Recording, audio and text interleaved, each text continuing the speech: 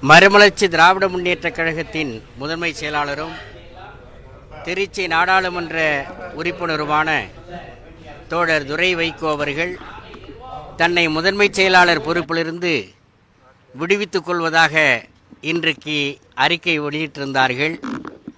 அது குறித்து கழகத்தினுடைய பொதுச் செயலாளர் தலைவர் வைகோ அவர்களோடு கழகத்தினுடைய அவைத்தலைவர் ஆடிட்டர் அர்ஜுனராஜ் அவர்களும் மதுரை தெற்கு தொகுதியினுடைய சட்டமன்ற உறுப்பினர் அண்ணன் புதூர் பூமிநாதன் அவர்களும் நானும் தலைவரிடத்தில் இது குறித்து நீண்ட நேரம் கலந்துரையாடினோம்.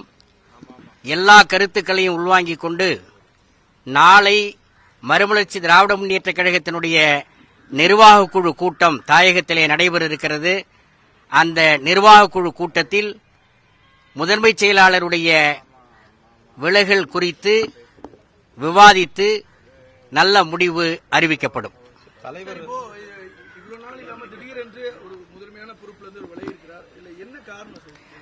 இது முழுக்க முழுக்க உட்கட்சி விவகாரம். இதையெல்லாம் பொதுப்படியாக ஊடகங்களிலே நாங்கள் சொல்ல வேண்டிய அவசியமில்லை. ஆனால் நாளை நிர்வாகக் குழுவிலே இது குறித்து மாவட்ட செயலாளர் உள்ளிட்ட நிர்வாகக் குழு உறுப்பினர்கள் இது குறித்து விவாதம் நடத்தி கலந்தாலோசனை செய்து ஒரு நல்ல முடிவை கழகத்தினுடைய பொதுச் செயலாளர் தலைவர் வைகோ அவர்கள் அறிவிப்பார்கள்.